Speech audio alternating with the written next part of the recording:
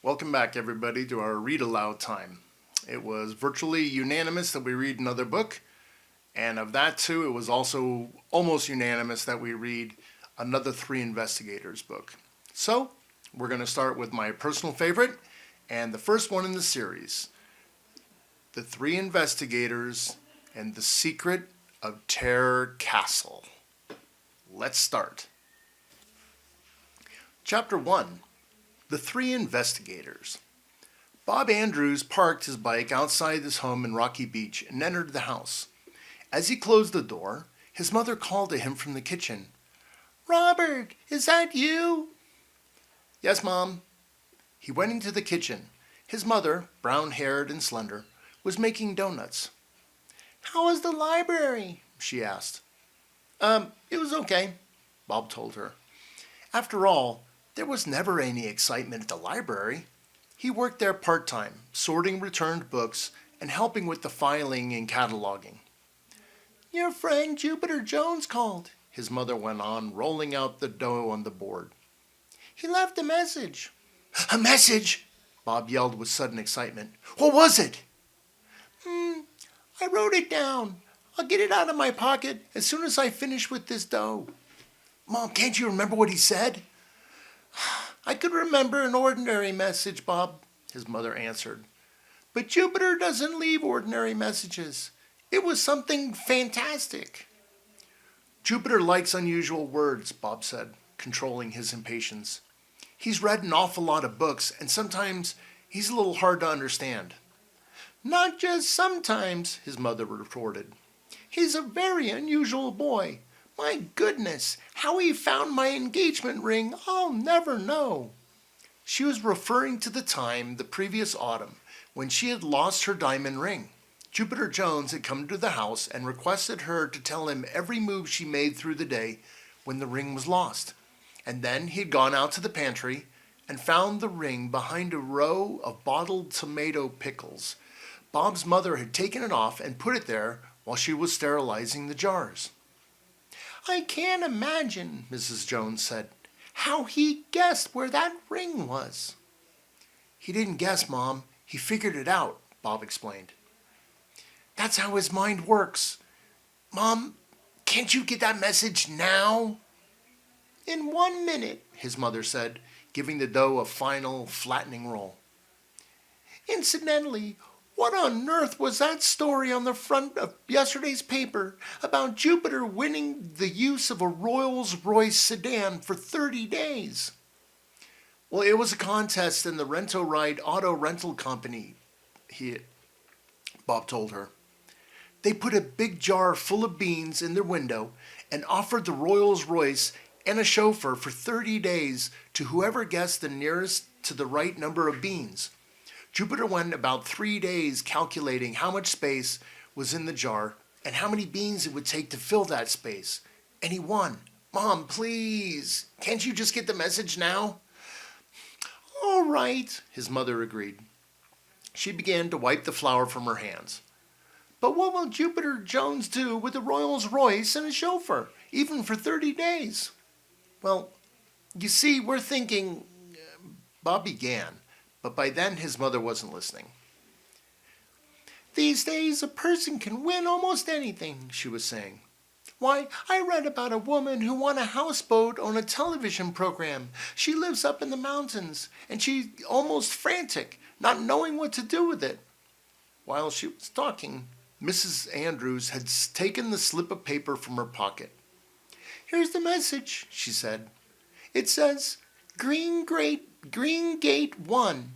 The presses are rolling." "Gosh, Mom, thanks," Bob yelled, and was almost out the front door before her voice stopped him. "Robert, what on earth does a message like this mean? Is Jupiter using some kind of fantastic code?" "No, Mom, it's plain ordinary English." "Well, I gotta hurry." Bob popped out the door, swung onto his bike, and started for the Jones salvage yard. While he was riding the bicycle, the brace on his leg bothered him scarcely at all.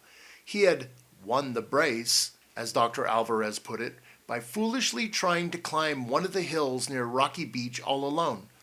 Rocky Beach is built on a fiat spot, with the Pacific Ocean on one side and the Santa Monica Mountains on the other. As mountains, they might be considered a bit small, but as hills, they're very big. Bob had rolled down some 500 feet of slope and wound up with his leg broken in umpteen million pieces. A new record, the hospital assured him. However, Dr. Alvarez said that eventually the brace could come off, and he would never know he had once worn it. Although it sometimes was a nuisance, it didn't really bother him most of the time. Getting outside the main section of town, Bob reached the Jones Salvage Yard. It had been called the Joneses Salvage Yard until Jupiter persuaded his uncle to change the name. Now it handled unusual items in addition to ordinary junk, so that people came from miles away when they needed something they couldn't find elsewhere. The yard was a fascinating spot for any boy, and its unusual character was obvious from as far away as one could see the board fence that surrounded it. Mr. Titus Jones had used a number of different colors of paint acquired as junk to paint the fence. Some of the local artists had helped him, because Mr. Jones was always letting them have some little piece of junk for free. The whole front section was covered with trees and flowers and lakes and swans and even an ocean scene. The other sides had pictures. It was probably the most colorful junkyard in the country. Bob rode past the front gate, which consisted of two enormous iron gates from a state that had burned down. He went on almost 100 yards further and stopped near the corner where the fence showed a green ocean with a two-masted sailing ship foundering in a raging storm.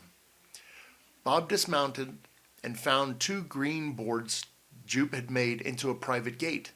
That was Green Gate 1. He pushed against the eye of a fish that was looking out of the water at the sinking ship, and the board swung up. He shoved his bike through and closed the gate. Now he was inside the junkyard, in the corner in which Jupiter had arranged as his outdoor workshop. It was outdoors except for a roof about 6 feet wide that ran around most of the fence on the inside of the yard. Mr. Jones kept his better junk under this roof. As Bob entered the workshop, Jupiter Jones was sitting in an old swivel chair, pinching his lower lip, always a sign that his mental machinery was spinning in high gear. Pete Crenshaw was busy at the small printing press, which had come in as junk, and which Jupiter had labored over until it would operate again. The printing press was going clink, clank, clink, clank, clink, clank, back and forth. Tall, dark-haired Pete was busy putting down and picking up white cards.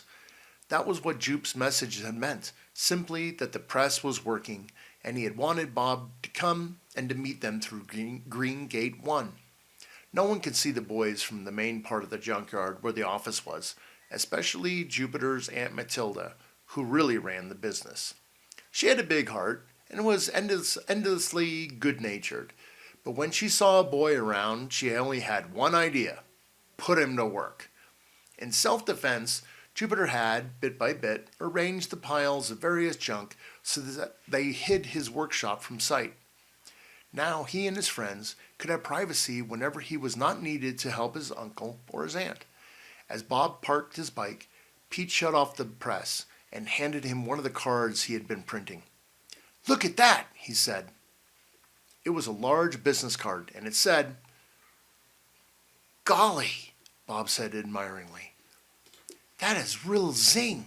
So you decided to go ahead with it, Jupe?" "Well, we've been talking for a long time about starting an investigation agency," Jupiter said.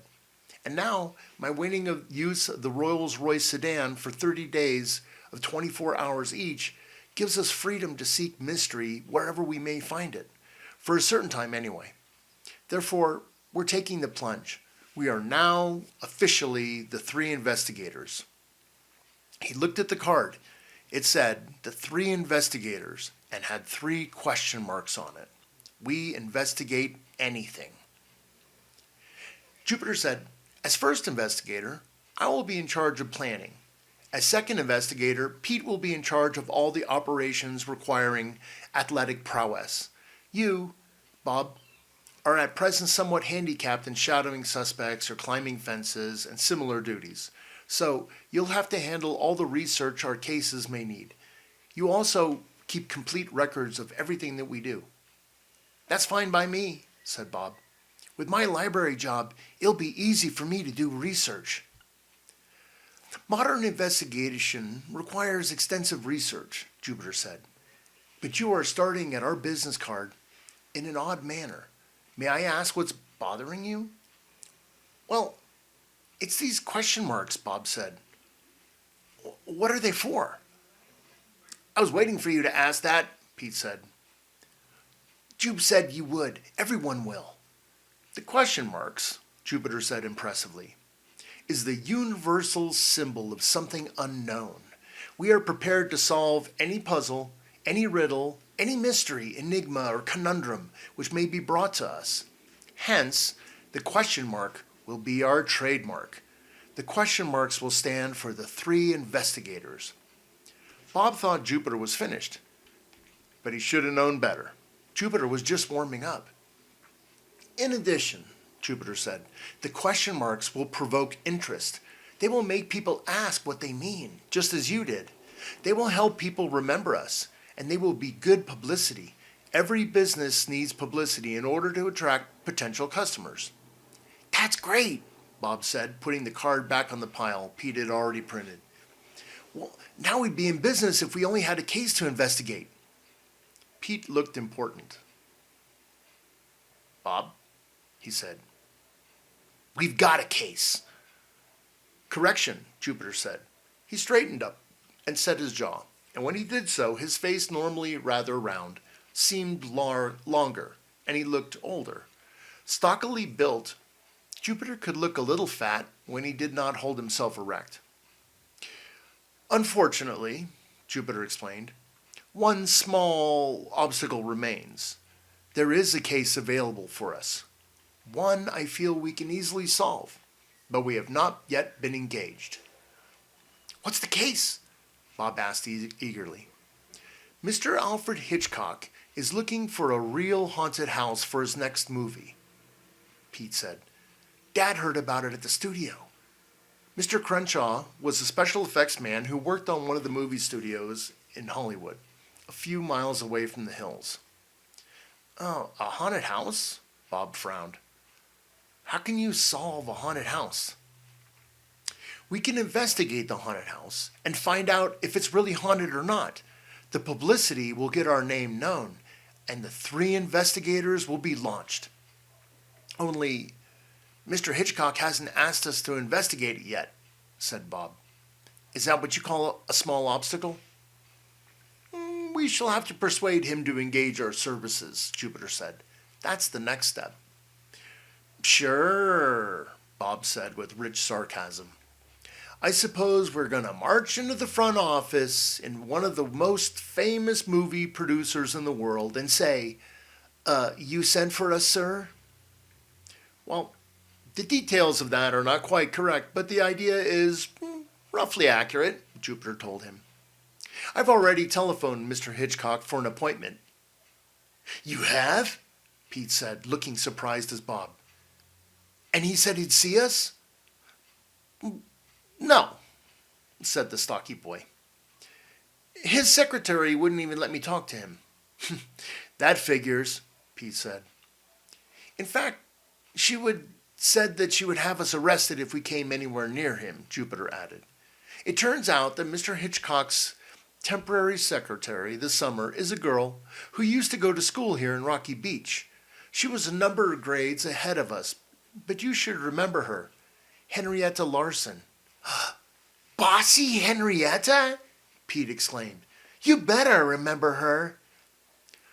She used to help the teachers and boss all the little kids around, Bob added. Do I remember? If Henrietta Larson is Mr. Hitchcock's secretary, we'd better forget it. 3 tigers couldn't get past her, let alone 3 investigators. Mere obstacles, Jupiter replied, are what make life interesting. Tomorrow morning, we'll all drive to Hollywood and call on Mr. Hitchcock in our new temporary car. And have Henrietta set the police on us? Bob yelled. Besides, I have to work at the library all day tomorrow.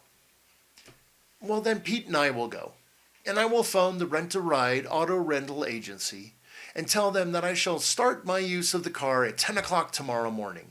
And you, Bob, Jupiter went on, as long as you are going to be at the library tomorrow, look in the old newspaper and magazine files for information he wrote about, and he wrote down 2 words, Terror Castle, on the back of one of the business cards, and handed it to Bob. The other boy read it and gulped. Okay, Jupe, if you say so. The 3 investigators are now in business, Jupiter announced, looking satisfied. Carry a supply of our business cards with you at all times. They will be our credentials, and tomorrow every man will do his duty, come what may.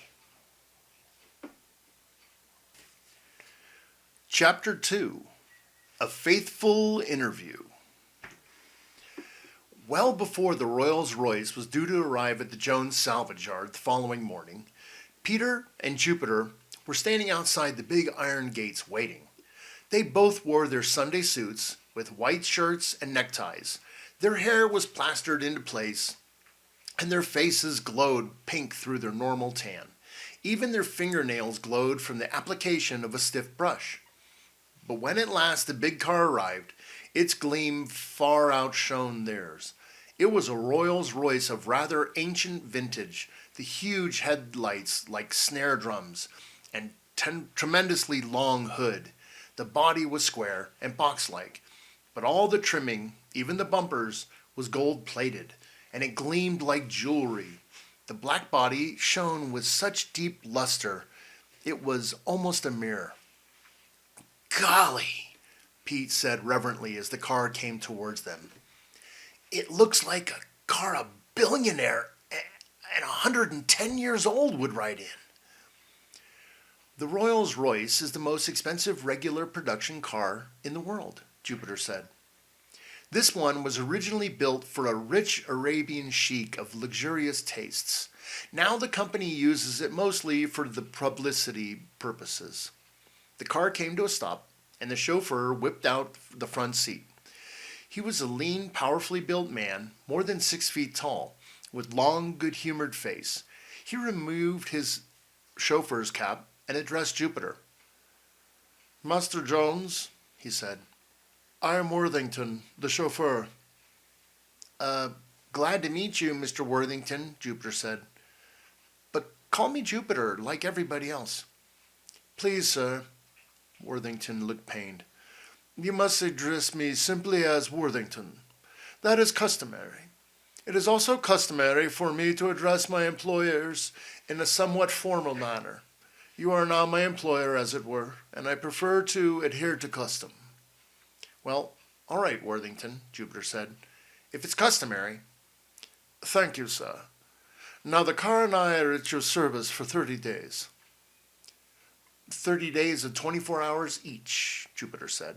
That's how the contest rules were worded. Precisely, sir. Worthington opened the rear door. Will you enter? Thank you, Jupiter said, and he and his partner clambered in. But you don't have to open doors for us. We're young enough to do that ourselves. If you don't mind, sir, Worthington answered, I would prefer to render every service I am supposed to. If I don't, I might get slack in the future. Oh, I see. Jupiter mulled that over as Worthington took his place behind the wheel. But we may want to get in or out in a hurry sometimes, Worthington. We might not be able to wait for you. Suppose we get in and out by ourselves, except at the beginning and ending of a trip. Very good, sir. In the rearview mirror, they could see the British chauffeur smiling. A very neat solution. Well, we probably won't be as dignified as most of the people you've driven around, Jupiter confided. And we may want to go to some unusual spots. This will help explain, and he handed one of the 3 investigators' business cards to Worthington, who studied it gravely. I believe I understand, sir, Worthington said. I am quite looking forward to this assignment. It will be a change to drive someone young and adventurous, Most of my passengers recently have been rather elderly and cautious. Now our first destination, sir? Pete and Jupe found themselves taking a great liking to the chauffeur. We want to go to World Studios in Hollywood to call on Mr. Alfred Hitchcock, Jupiter said. I telephoned him yesterday. Very good, Master Jones. A moment later, the luxurious car was purring up the road that led over the hills towards Hollywood. Worthington spoke over his shoulder. I should inform you that this car has a telephone and a refreshment compartment, both of which are at your service. Thank you, Jupiter said, already acting dignified, as befitting the occupant of such a car. Reaching in front of him, he opened a compartment and lifted out a telephone. Like the trimming on the car, it was gold-plated. It had no dial, however, just a button to be pushed. It's a mobile telephone, he informed Pete. One pushes the button and gives the desired number to the operator. I don't think we have any need for it just yet. However, somewhat reluctantly, Jupiter put the phone away again and settled back against the leather upholstery. The drive was pleasant, but uneventful, and soon they were riding through the business section of Hollywood. As they drew near their destination, Pete began to squirm uneasily on the seat. Jupe, he said, I wish you'd tell me how we're ever going to get through that studio gate. You know perfectly well all studios have walls and gatemen just to keep out people like us. We're never going to get inside. I have a strategy in mind, Jupiter said. I only hope it'll work, for we seem to have arrived. They were driving past high studio stucco walls that extended for a full 2 blocks. A sign on top said, World Studios. The wall was there for just one reason, to keep people out, just as Pete had said. In the center was a tall iron gate that stood open. A man in uniform sat in a cubbyhole beside it. Worthington swung the wheels into the driveway, and the guard jumped up. Hey, wait a minute, he yelled. Where are you going? Worthington stopped the car. We are calling on Mr. Alfred Hitchcock. You have a pass? The guard asked. We did not expect to need a pass, Worthington replied.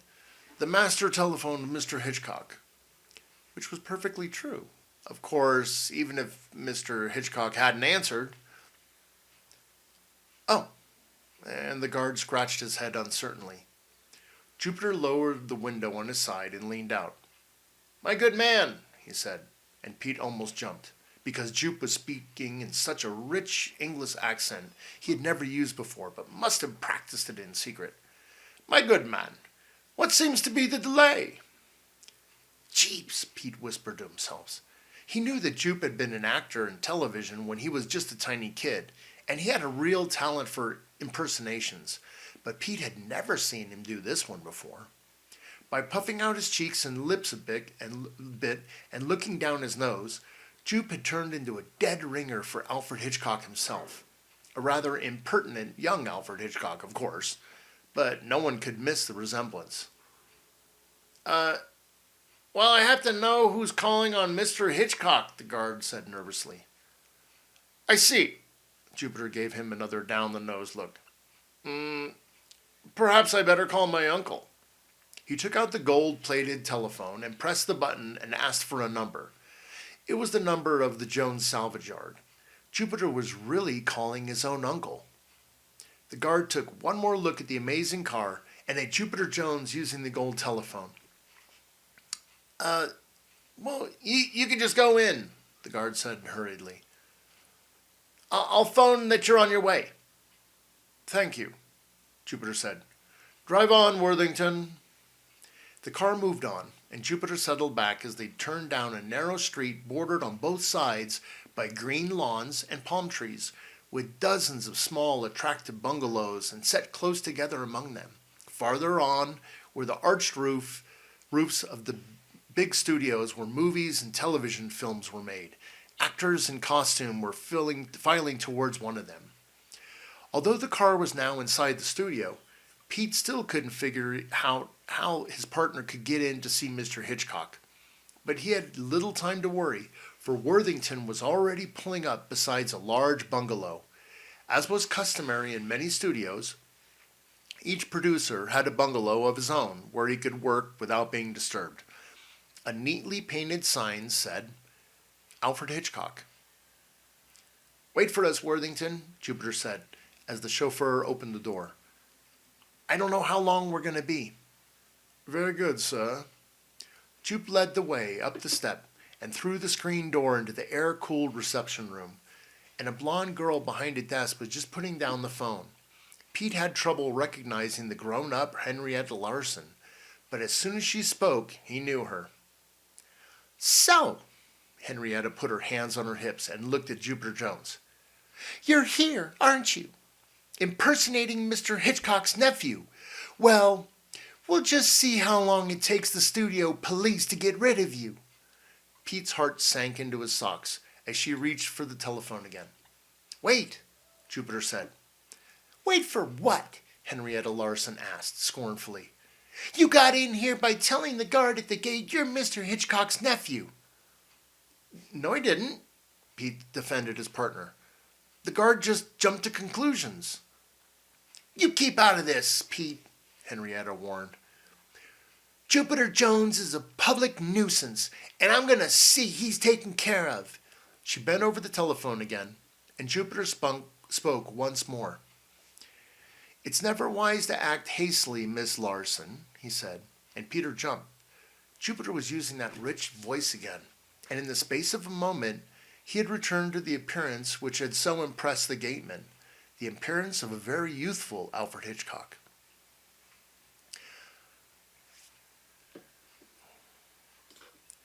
I feel sure Mr. Hitchcock would be interested in seeing this display of my acting talents, Jupiter finished.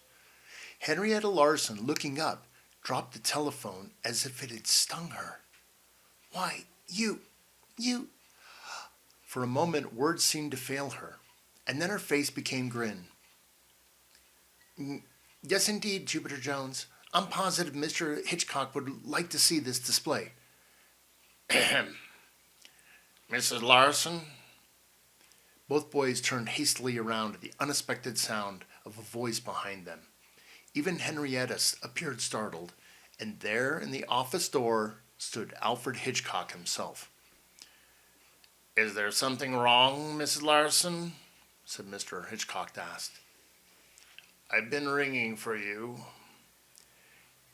It's for you to decide if there's anything wrong, Mr. Hitchcock, Henrietta Larson said. This young man has something to show you in which I'm sure you'll be very interested. I'm sorry, Mr. Hitchcock said. I can't see anybody today. Send him away. I'm positive you'll want to see this, Mr. Hitchcock, Henrietta Larson said, and there was a tone in her voice that Pete did not like at all. Mr. Hitchcock caught it too, for he looked quizzically at the two boys and then shrugged. Very well. Follow me, lads. He turned and strode to the desk the size of a tennis court. There he sat down in a swivel chair, and Peter and Jupe stood facing him as Henrietta shut the door. Now, boys, said Mr. Hitchcock, what is this that I'm supposed to see? I can spare you only 5 minutes. Well, this is what I wanted to show you, Jupiter said respectfully, and whipped out one of the three investigators' business cards. Pete realized that Jupiter was following some plan of strategy that he had previously concocted. Apparently, it was working. Mr. Hitchcock took the card and studied it. He said. So you are investigators. May I ask what the question marks are for? Do they indicate a doubt in your own ability? No, sir, Jupiter answered. They're our trademark. They are symbolic of questions to be answered and of mysteries to be solved. Also, they make people ask questions, and that helps them remember us. I see. Mr. Hitchcock gave a little cough. You are publicity-minded. Well, a business card can't succeed if people don't know about it, Jupiter said. That's a statement which cannot be disputed, Mr. Hitchcock agreed. But speaking of business, you have not yet stated yours. We want to find a haunted house for you, sir. A haunted house. Alfred Hitchcock's eyebrows rose. What makes you think I want a haunted house? We understand that you want to find an authentic haunted house to use in your next suspense picture, sir, Jupiter said. The 3 investigators desire to assist you in this search. Alfred Hitchcock chuckled. I have 2 location scouts searching for the proper house at this moment, he said. One is in Salem, Massachusetts, and the other is in Charleston, South Carolina. Both places are rich in supernatural lore. Tomorrow, the 2 men will go to Boston and New Orleans, and I'm sure they will find me the right house for my purposes. But if we could find for you the right house here in California, it would be a lot simpler to make your picture here, sir, Jupiter argued. I'm sorry, lad. That is out of the question. We don't want any money, sir, Jupiter said. But all famous detectives have someone to write up their cases for people to read. Sherlock Holmes, Ellery Queen, Hercule Poirot, all of them. And I have deduced that that is how they became famous. In order to get potential customers to know about the 3 investigators, we will have to have our cases written up by the father of our other partner, Bob Andrews. He works for a newspaper. Well, Alfred Hitchcock looked at his watch.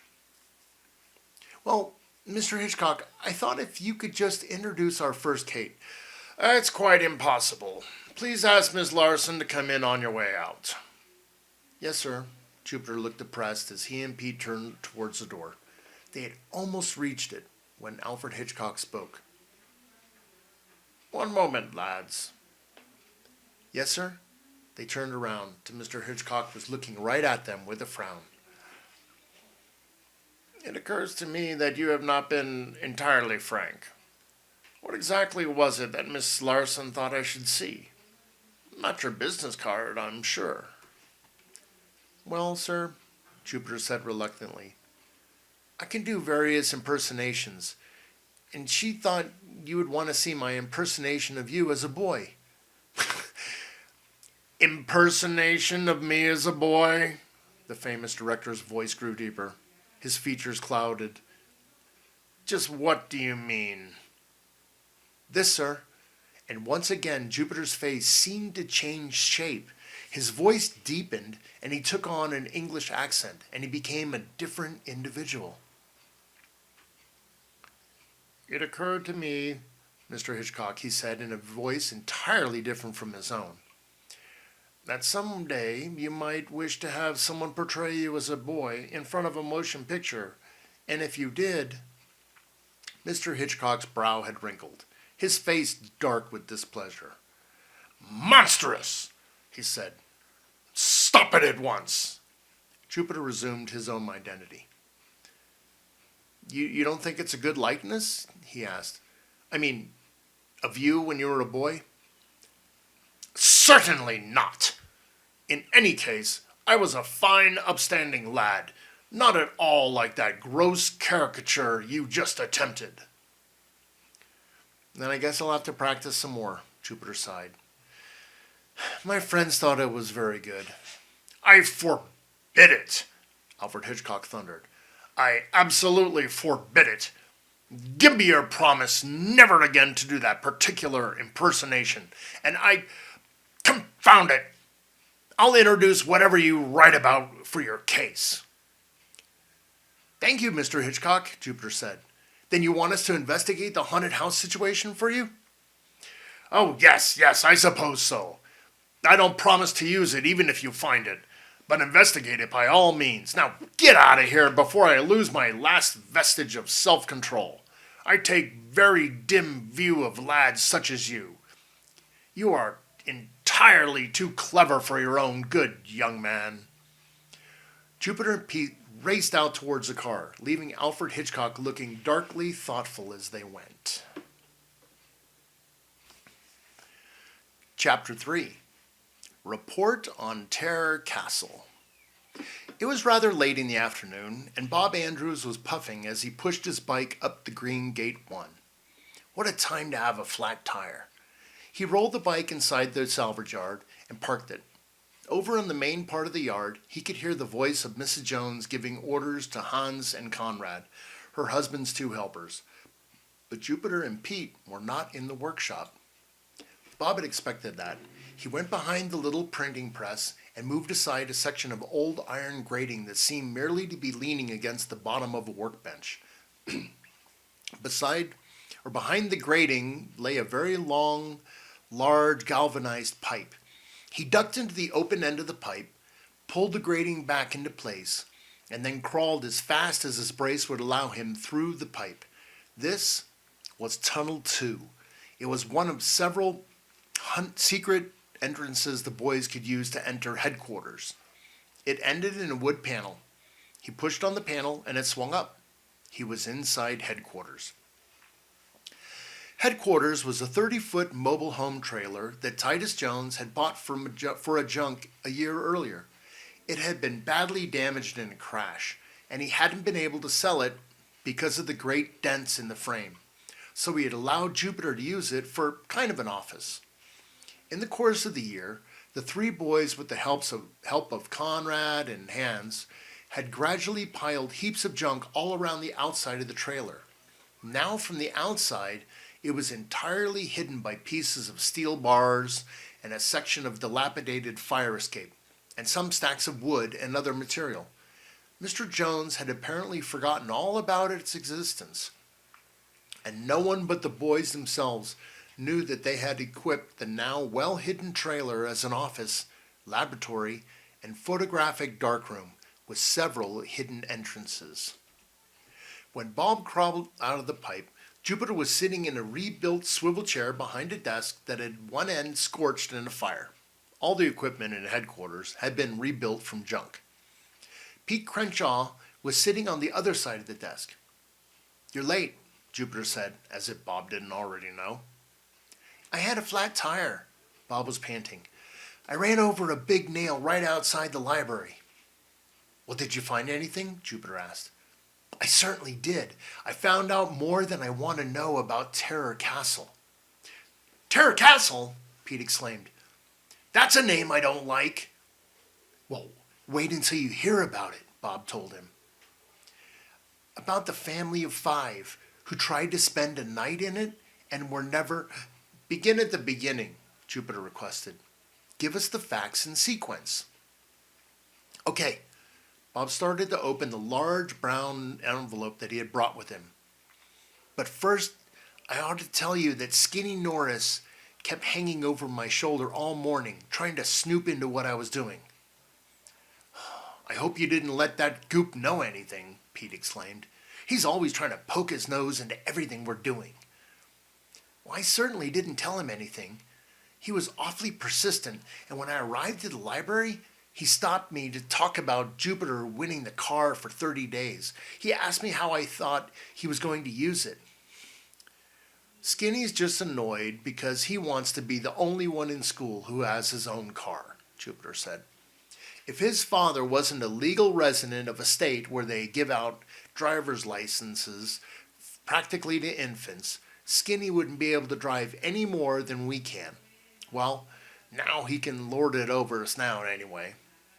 "Well, while I was working in the library," Bob went on, frowning, "he kept watching me draw out all the old magazines and newspapers.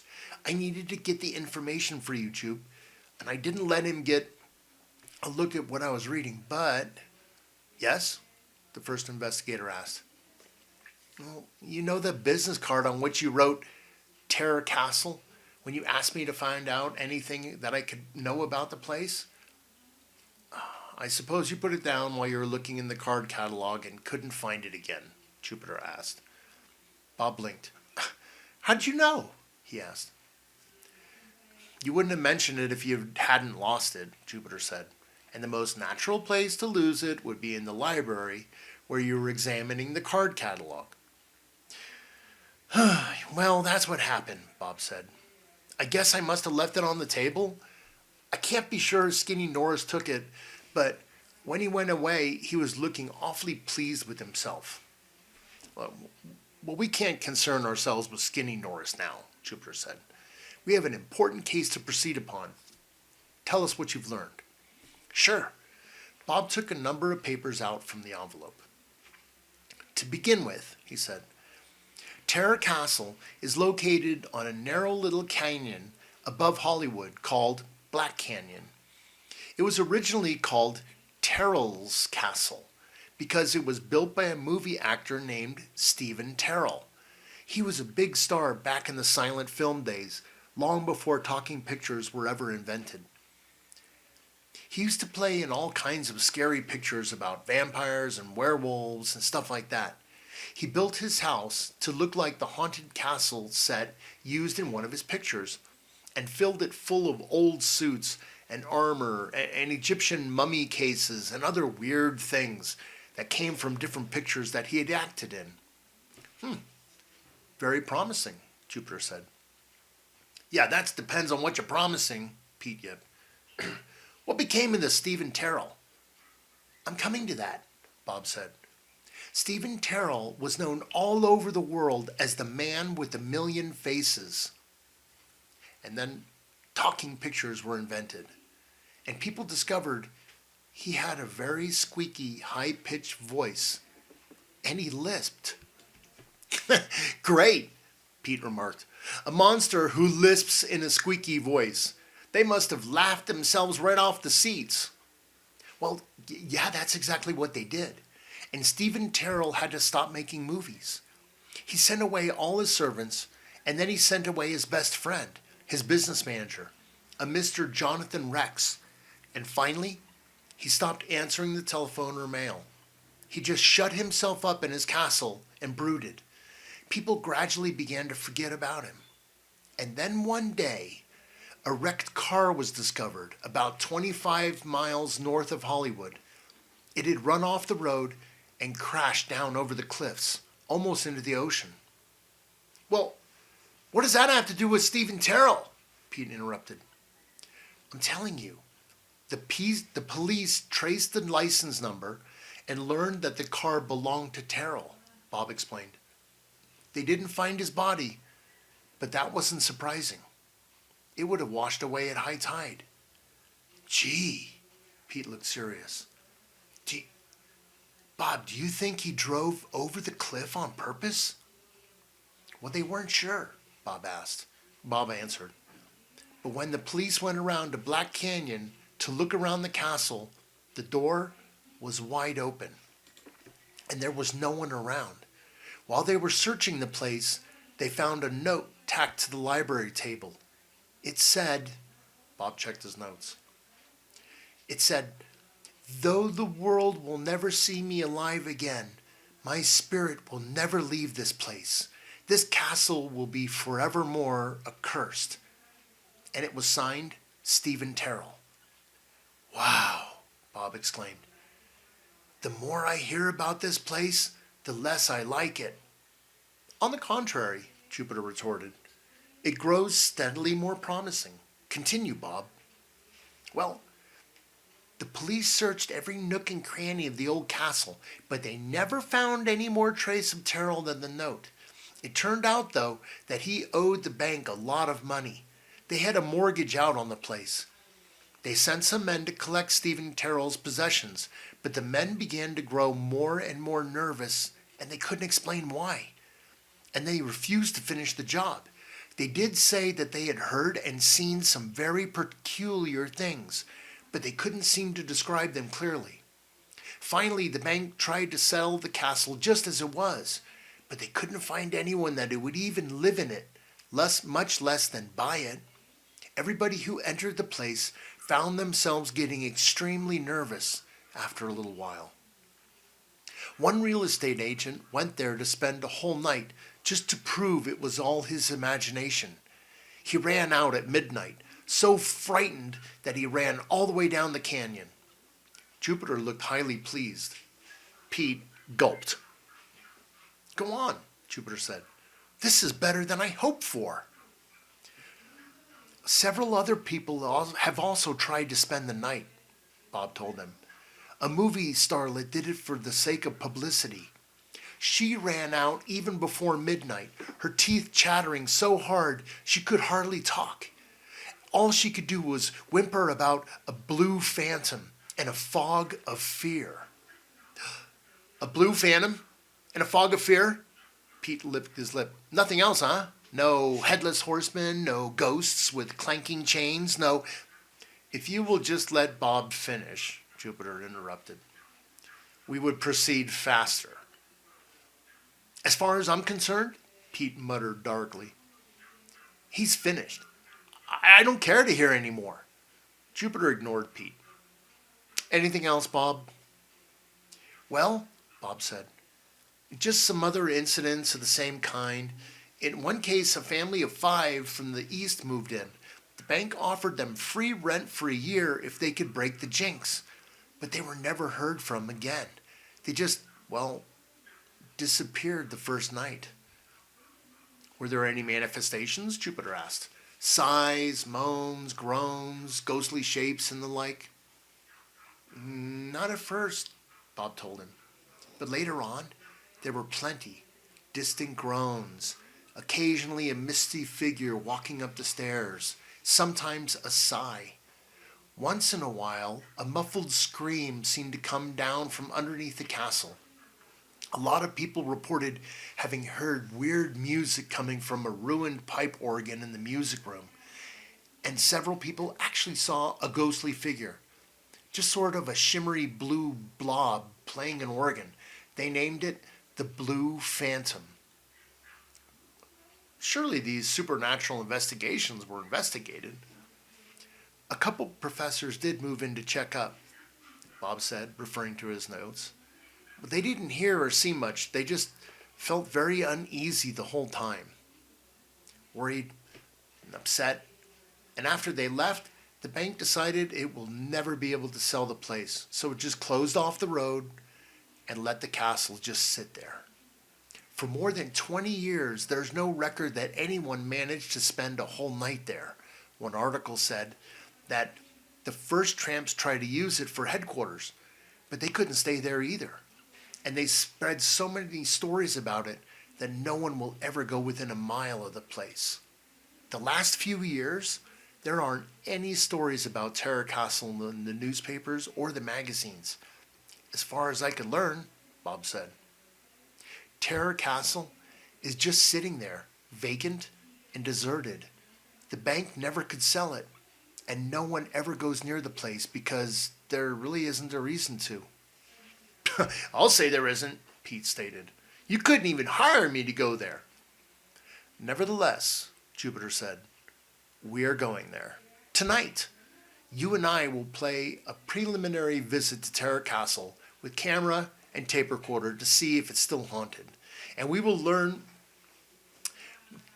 we will learn will give us a basis for a fuller investigation later. But I am most hopeful that we will find the place is generally haunted.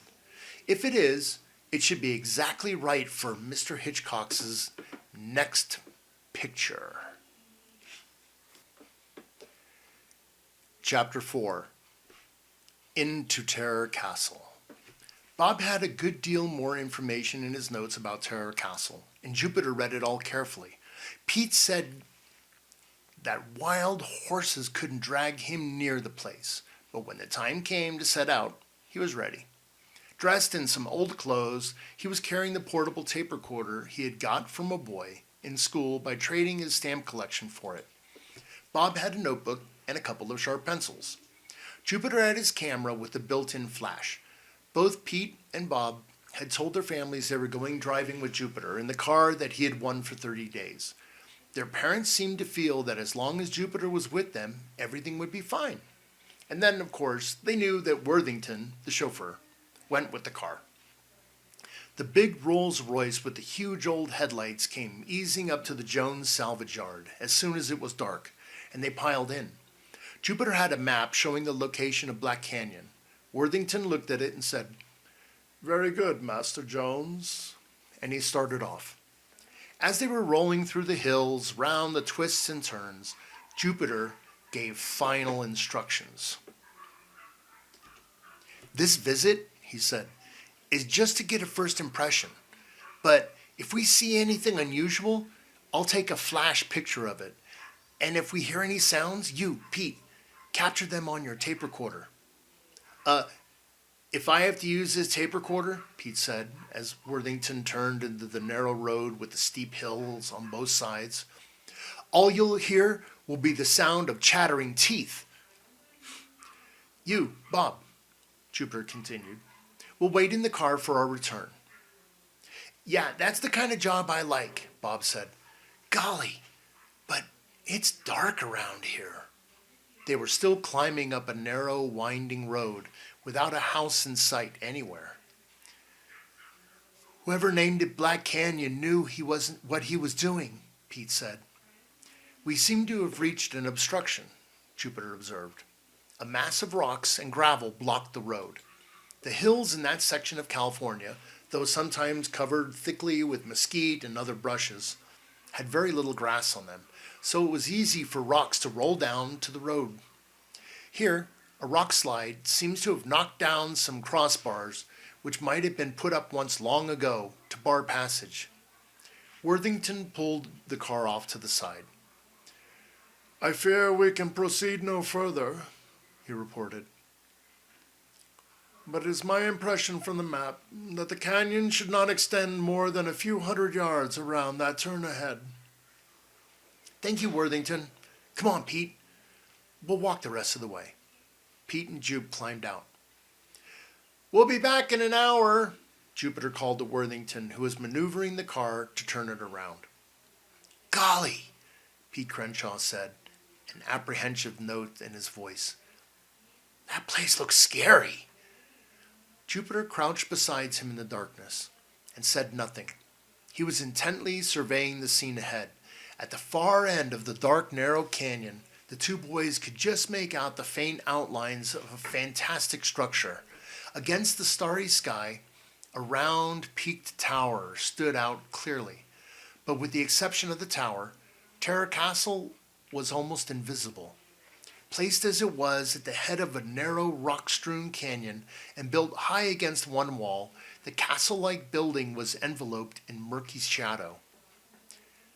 "I think we ought to come by daylight," Pete said suddenly, and suggested it.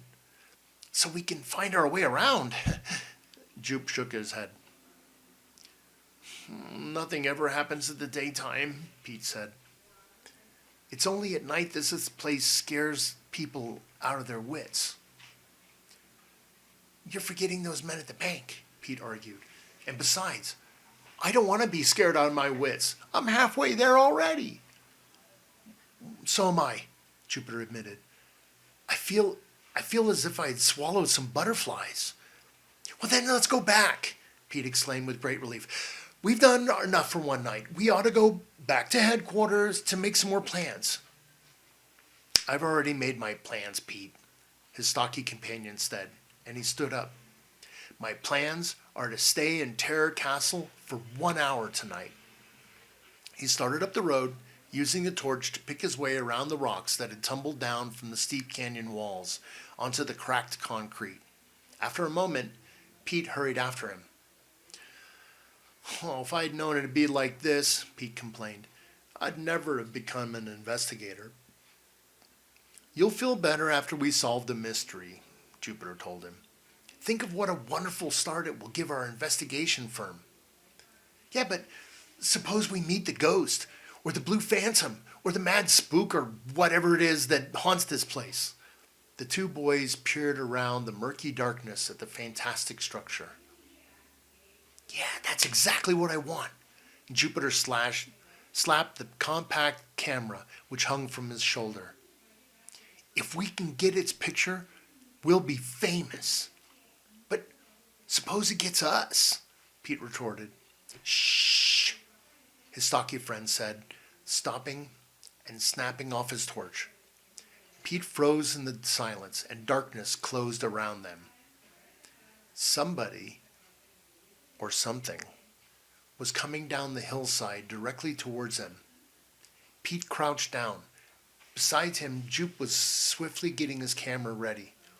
The noise, a pattering of rock, displaced by moving feet, was almost on them when Jupiter's flash lit up the night.